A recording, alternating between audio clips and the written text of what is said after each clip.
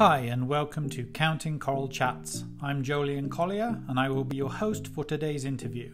Here at Counting Coral, we like to reach out and interview people from all walks of life. Some folks are about ocean conservation and others can be marine biologists, scientists and just your average person doing extraordinary things. We are always looking for people to join us in one of our chats. If you are interested in what we do and you would like to be on our show, you can email us at connect@countingcoral.com. So please sit back, relax, and enjoy the show.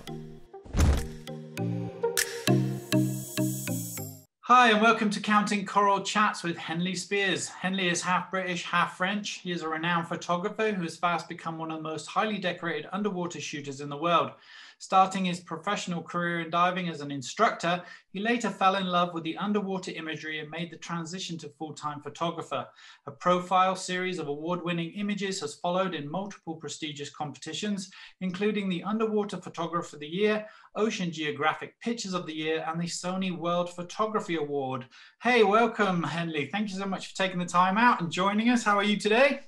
Jolyon, thanks for having me. It's nice to be here. Yeah, and thanks for reading my bio so well. I've never heard it narrated so well. Well, I appreciate that. Try and get through it as quick as I can because I don't want to bore the people listening. Even though your credits are pretty spectacular. I mean, that was just a quick rundown of some of the credits that you've got, but you've won some pretty amazing awards, and I've seen your imagery because you've sent it to me, and we'll be popping those up during the interview so people can see it. I mean, spectacular stuff, mate. I mean, I got a few questions, obviously, and I think we should start at the beginning. Could you tell us what inspired you to start taking imagery and shooting underwater? It's not like being inspired to become a lawyer or something. You know what I mean? Slightly out of the box. Yeah, I mean, I don't really have a long history with photography. So for me, what happened was I had, I suppose, a fairly conventional path, and then I had a big abandonment of what was a corporate existence for me when I was 25. And then basically I went and I became a dive pro, and that was the huge change in my life.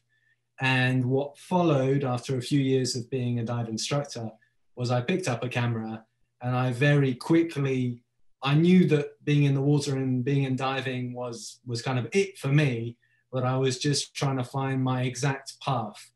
And I think with underwater photography, I feel as though I've really found what I love to do and what I want to do for the rest of my life. So that's it. Photography comes from a love of being underwater for me. Yeah, I mean, you can't dive and just not be sat there in the water being appreciative of what you're witnessing in front of you. So it kind of makes sense to have that progression of picking up a camera. I mean, I'm unfortunately not a good photographer, but I was an underwater videographer for surfers and doing dive promotional DVDs in Fiji. For me, that was easy because it was like point and shoot and let the world evolve in front of me, where yours is a little different. You actually have to capture certain moments. And I think that's a true skill for photographers, is to be able to see that.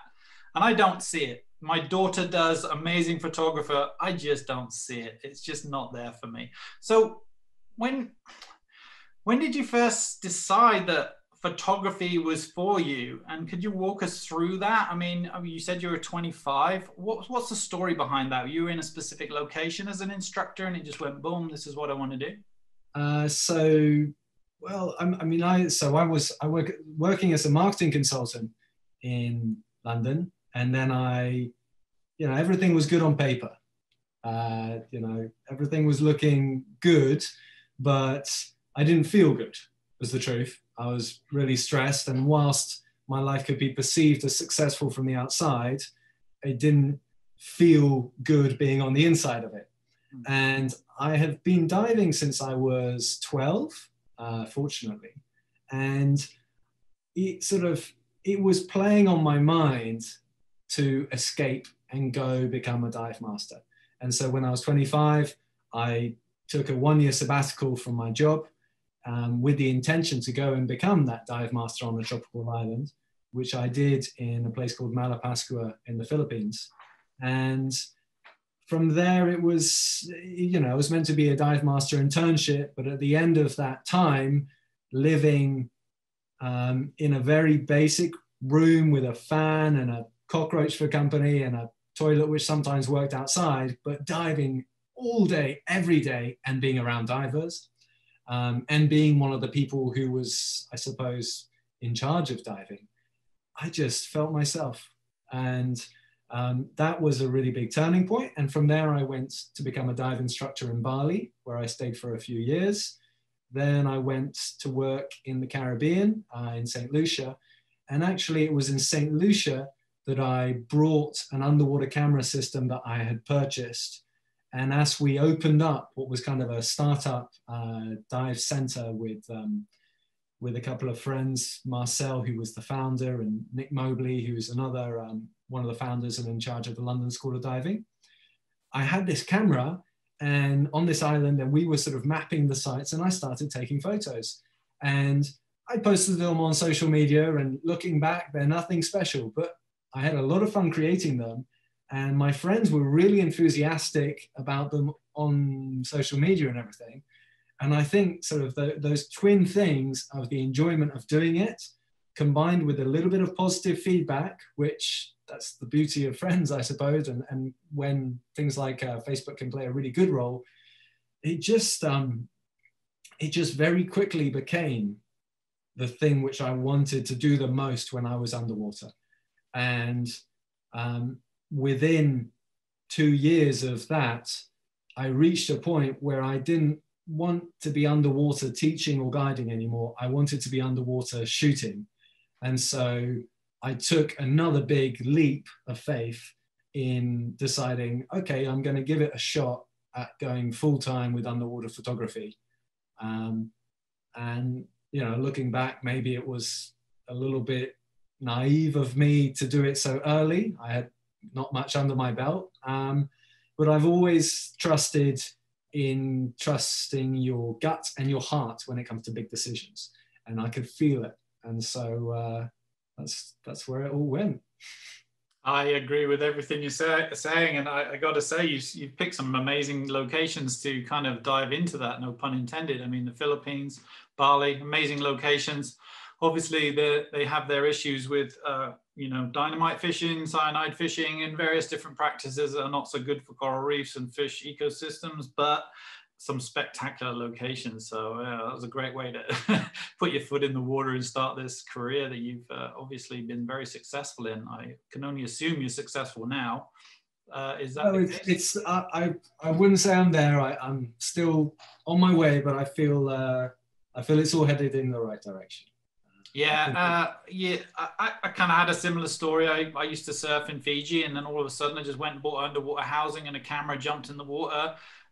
Being in America, just bought this and said, I'm going to be an underwater videographer for surfers, and boom, did it. You know, it takes that leap of faith and that gut feeling and that heart, like you said. So I can definitely appreciate what you're saying there. Were you a land-based photographer prior to this? I know you said you were like 25, and did you have a little bit of a passion prior to this? You just went straight into it.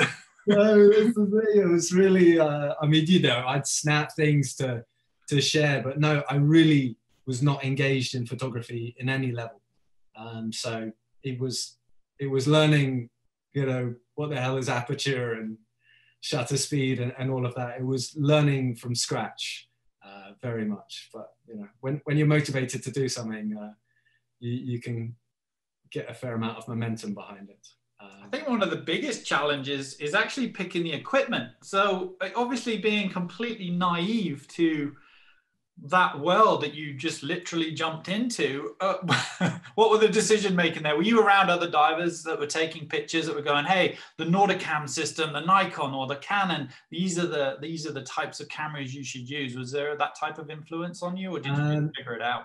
Yeah, so when I was working in Bali as an instructor, I went to Lembeh on a holiday to dive, and I had a little compact thing, and I was just interested in diving. I loved macro diving just for the sheer thrill of seeing things. But of course, you go to Lembeh and 90% of the divers have cameras, and more often than not, serious cameras. Yeah. And so after a few days of going along, I actually rented a proper camera, which was an Olympus EM5, which was kind of a revolutionary micro four thirds camera at the time. And so I rented that, and I did a few classes at Nad Lembe with a guy called Simon Buxton, who's the owner.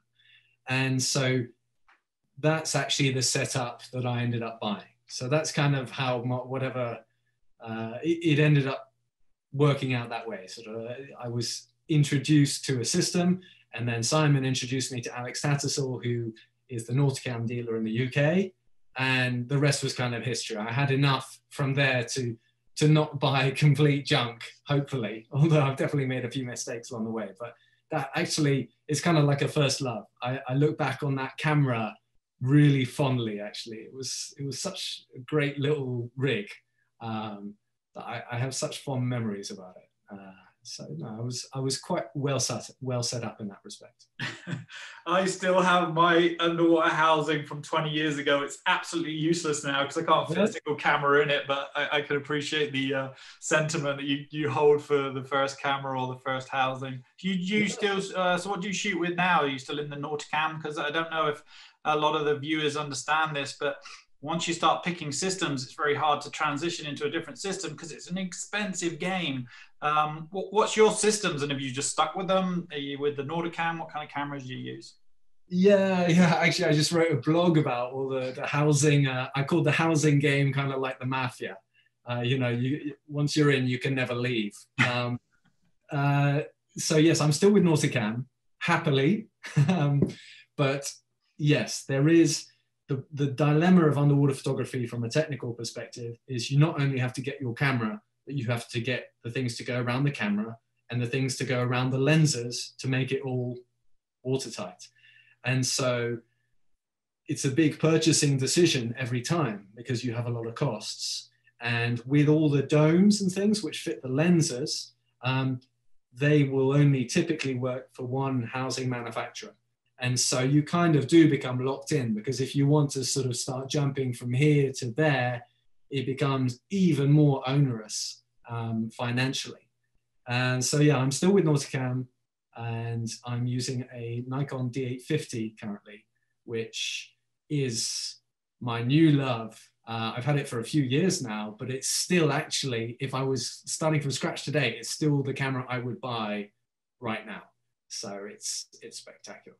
Really happy. Yeah, it's an expensive game, and anybody who goes into underwater photography can't take that lightly, because once you do pick that system, it's kind of like you say, you're in the mafia, you're in for life, and you got to stick with it. Unless you just got tons of money and you're happy days, you can buy whatever you want, you know what I mean? But that's not the story for most people, to be fair. Yeah. So when you jump into the water and you just jump in and go, this is what I'm going to shoot, would you have a very comprehensive shot list of what you want to do? Because some of your photography is kind of expansive in terms of the different themes that you've got. You've got in motion, black, all different types of shots that you have. What kind of shot list do you come up with? Or do you just go down there and think, well, this is a perfect moment, I shoot it, I got it? Because it's very difficult to deal with those types of environments. And then on top of that, an actual structured thing that you want to do.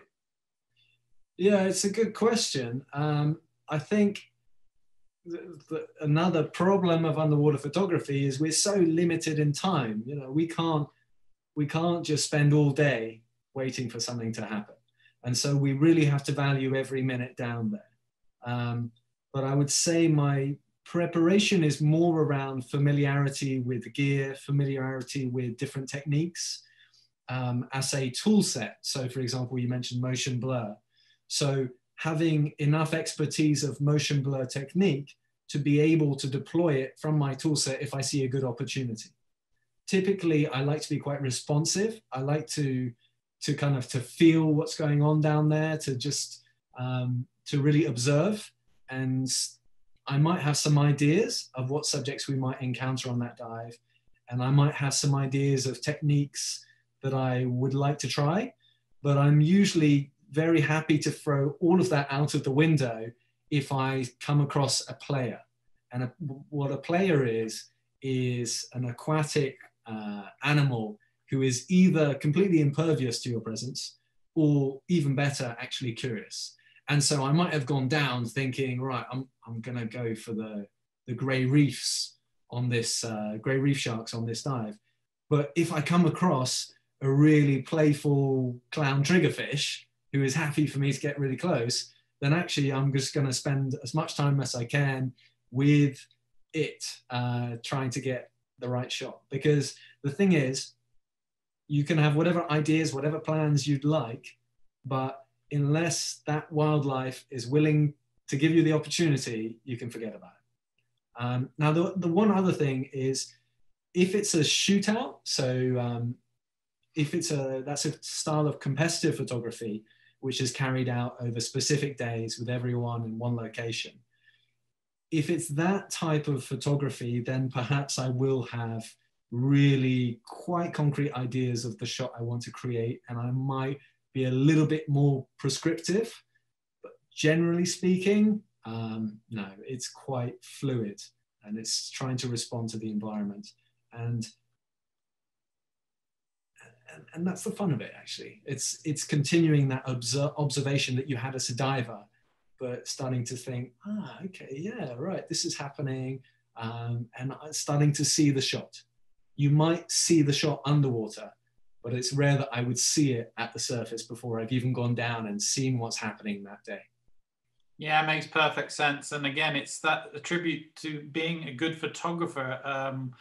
You can see things that people don't see necessarily. And if you, like you say, you've got this comprehensive toolbox that you can pull from. So if you see something, you know how to shoot that shot. Even though you might have the best intentions of going, I'm going to shoot reef sharks today, and there's about 100 above you, but there's this one element that's happening in front of you that's lending itself to your eye and your skills and your toolbox, essentially. So yeah, I can appreciate that. I didn't know they had like highly competitive competitions where you've got a ton of photographers all in one place and just vying for that like one best shot of the day. Do you guys all hang out and go, look what I got? Or is it kind of very secretive and guarded when you're in that type of situation? Yeah, I mean, it depends. It can depend. I mean, of course, competition can bring out the best and worst in people. I think it's understandable that people might want to sort of be a little bit secretive about what they're working on during the competition, and then hopefully there's a bit of a big reveal and people are happy to share ideas. It's a strange thing, underwater photography as a community, because photography in itself is quite a solo pursuit, and yet all of us have a kind of a need to connect. And because there are so few people from a kind of a proportional perspective in the world who do this weird niche activity, we have these kind of weird like community forums like Wet Pixel and Dive Photo Guide, where we all come together, and actually it's quite nice for us all to be friends on Facebook and whatever, even if we've never met these people. There is really a sense of kinship. But yeah, for sure, there's sort of the on the day shootout. I think it's nice to have the pressure of competition bringing out the best in your own photography, but I generally dislike trying to be too secretive about your work or your techniques. And if you look at someone like Alex Mustard, who's really one of the big figures of underwater photography, one of the most successful underwater photographers in the world, one of the nicest things about him is that he's made it his business to share everything he's learned. And so whilst I might at times hold back a photo in the lead up to a competition, if I feel it could be replicated in some way, I generally like to share what I've learned and to share my processes, and most importantly, to share my cock-ups with the wider world. So yeah, I still like the teaching aspect from my dive instructing days. Yeah, I mean, it like you say, you're a part of a community, and you can't like shun yourself or hide away from that community based on a competition. You know, you don't have to do anything, but you know, you want to be a part of that community. So the passion that you have is always worth sharing and educating people and teaching people. And I think that's one of the beauty things about humanity in a nutshell is, you know, for the majority of people, we definitely try and shine to help out other people in certain aspects of their life. I've been in construction most of my life, and I've schooled so many people, and I'm truly blessed to watch them walk away with these incredible skills that can give them $200,000 a year. And they were at 15 bucks an hour. Now they're a seriously good carpenter or craftsman based on just a few years of experience under the belt of a few other people. And I was fortunate enough to be under the belt of these really good craftsmen to teach me that craft. So I can understand where you're coming from that. So look, you're an award-winning photographer, but outside of the awards that you've won, what are some of the biggest successes you've had? It could be professionally or personally. And is there a difference between the two for you? Is it more of like, hey, I just happened to have a pleasure dive, caught this amazing picture, it's mine, I'm not sharing it? How does that work for you? You mean success within underwater photography, or yeah, well, they can be personal successes in your life that might be attributed to that, or a personal picture that was just resonated with you more than anything else, and you may never have shown anybody. It's, you know, sometimes we, you know, as a craftsman, I sometimes mark like the inside of a piece of wood with a scar to go, you know, it's kind of the Japanese mentality of imperfection. You know, we strive for perfection. We think it's perfect. And most Japanese artisans will scar their furniture somewhere to show we're impervious to perfection and it will never, ever happen. But we still take pride in that one piece of craftsmanship that we built, going, I remember that, I'll never forget it. And mine is a bookcase I built one time. So do you have anything like a bookcase in your thoughts? I think I don't really have photos which I've like hidden from the world and I secretly go and look at and kind of enjoy on my computer. That's not really I'll admit to the weakness of needing recognition, of kind of, it would, you know, sometimes there are images that I really feel I'm very fond of. But I might put them out there and the reaction might be subdued and I'll be like, oh, that's a bit of a shame. Not that I would lose the fondness, but I think it does help when you feel like, yes, I'm onto something, you know, this is beautiful. And I'm going back to the love affair thing, like with my camera, but what happens is you go underwater and you have an experience, and that doesn't change. You know, you're always a diver, and you always enjoy being underwater, and some dives are better than others, but any day underwater is a good day. But as an underwater photographer, what's great is when you get in the water, you have a great dive, you see great things, and you're able to take or create an image which reflects how good it was. The bad thing about us underwater photographers, or at least me, is if I go on that dive and have a great experience, I'll feel good about it. But if I wasn't able to capture it properly, I'll feel disappointed with myself. And so, for instance, there was a dive in the Maldives a year or two ago where we went, and it was just every trip, you know, you get one or two dives where you just come up and it's just, the world is good. Everything's right. And it was a great dive. And at the end of the dive, I had this squadron of eagle rays pass beneath me. And I haven't come across many friendly eagle rays in my career, certainly up until that point. And I'm just like spellbound by their beauty, looking straight down on them over blue water. I just think, wow, that's incredible. And I can also see the shot, but I know the shot is looking straight down on them. And so I swim like hell, because the eagle rays are cruising like nothing's happening, but it takes a lot for me to keep up with them. And I'm holding my camera out, like with my wrist bent, trying to unlock the right angle.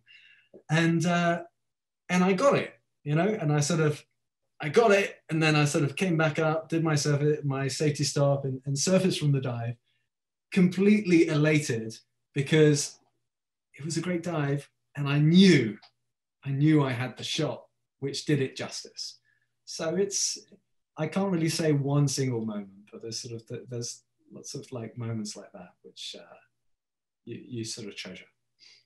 Yeah, I think it's catalog, isn't it? They start building up in your mind of all those magical moments, and you know, being in the water and underwater, it definitely adds up, because like you say, once you're in the water, that's just a blessing to begin with, and then if you have a great dive and a great shot, then wow, bonus, right? Yeah. So speaking of that type of thing, is like, you know, okay, this is a double question, so it's kind of tricky. So for people that are listening, they're probably thinking, wow, this guy's got this amazing lifestyle, he's going to the Maldives and he's doing all that, but there's a back end story to that. What's the lifestyle of a photographer that is choosing that as a profession? Yes, you got great locations, but there's a ton of work into it and expense. How does that look for people? How could you explain that to the people that are looking, viewing? Yeah. You know, I'm fortunate, no doubt, and what I do is amazing. It is what I consider the best job in the world, and that's why I've pursued it. But it is not entirely as glamorous as it may look from the outside looking in. Especially the more and more seriously I do it, the more and more professionally I do photography. And I think the clearest way to illustrate that difference is actually when I was a dive pro, dive master or a dive instructor, I was in the water every day, living in Bali, living in St. Lucia. And I think from a lifestyle perspective, which was what I was first, I think, seeking out when I abandoned corporate life, was a change of lifestyle. It really fit the bill. And I think that's the most glamorous kind of lifestyle, if you want, looking from the outside in. Now, there are other things which can be said about being a dive professional, but nonetheless, it's still pretty cool. You're living on these tropical islands. You're in the water more or less every day. I am in the water far less than I used to be now that I'm an underwater photographer. And the reason for that is I have to edit the photos. So I have to select the photos, edit the photos. So every day in the water is at least a day behind a computer screen working through the images, probably more. And then more importantly than that, I have to find an outlet for those images, whether that is selling the images alone, which is harder and harder today. There was underwater photographers making a very good living from stock photography 20 years ago, but the game has changed, or at least it has for me. And more often than not, images need to be accompanied by words in order for them to become commercial. And so what I would say is, yes, I go to some incredible places, and yes, being in the water is unbelievable, and having the luxury of being in the water and being able to shoot is fantastic. And often if I go now as a professional photographer, I am afforded opportunities to shoot which aren't available to, say, a tourist underwater photographer, which that's the big glamorous luxury of it. But most of my time is spent behind a computer screen, because that's what has to be done in order to sell it. You have to put the images out there. Creating the images is the fun bit, and that's the bit which I love. And if I could only shoot and get paid, I would, but I've got to find ways of selling the images. And I'm a freelance underwater photographer. I don't have a fixed salary or anything like that. So it's all on you. And I have a young family. I have, the sort of the usual pressures of everyone to take care of life. And so, it is great. I won't lie. It is great, and I'm very happy doing it. But there's a lot of realities which you won't see just by going on my Instagram feed, for example. No, I agree with you. The amount of footage I lost when I was shooting through whatever reason, hard drives crashing and all the rest of it. And, I'm trying to produce a promotional DVD for a resort in Fiji, and I've lost all the content. And then I got to go back for another week and do the same again. bone crushing, and all the editing in the backside of that. You know, I was stuck in a bure for 2 weeks editing a video once, and I was like, what am I doing here? This is ridiculous. But the lifestyle just keeps you there for some reason. You know, it's like, I'm in Fiji, I'm surfing, I'm diving, and yet, you know, I'm behind a computer screen. And so I do have a real strong appreciation for that. And that's why I reached out to you, because I'm looking at your images, you know, and I look at the back end of that image also. And that's why I've had some of these questions, is like, try to educate the viewer of what it might take to get that shot. You know, it's not an easy thing. You're traveling all over the world, you're staying in gorgeous locations, but it is a job, and you are having to put the hours in, both front end and back end. So I really do have a deep appreciation when I look at your images and other photographers' images. It's not just about the image for me personally when I look at it. So I do appreciate the hard work you put in, and the images you're producing are incredible. I had a good friend of mine, still know him today. He's one of my advocates for our non-profit. He used to shoot for the Getty Museum as their image stock, you know, their image bank. And he's seeing checks coming in for like $3, $5, where they used to be in the hundreds. Because like you say, there's a select group of people that are running around the world just creating these images. Now there's a ton of people, and it's a very competitive market. So stick with it, and I do appreciate your work. Do you sell it online? Can people go and see your work online and purchase it? Or are you just have an online website that I could drive people to? Could you let us know if there's a site, or if you sell your work? Yeah, absolutely. Head on over to my site, henleyspiers.com. I don't hold a stock library of images on there, but you can get a feel for some of my best images that I've created. And always, I'm very open to any emails, conversations. So don't be shy to send me a message, even if it's just, hey Henley, what camera should I buy? That's no problem at all. And then yeah, Instagram, Facebook at Henley Spiers Photo works too. Oh, fantastic. Well, I'll put all the links in the various areas of people are viewing this, whether it be on YouTube, Facebook, or any of those other platforms. I'll put all the links in for you so people can go and see your work. And as we've been you know, recording this, I've been popping up some images. So I hope the people have really enjoyed your work while we've been interviewing. And thank you again so much for taking the time out. Great pleasure. Let's do it again sometime.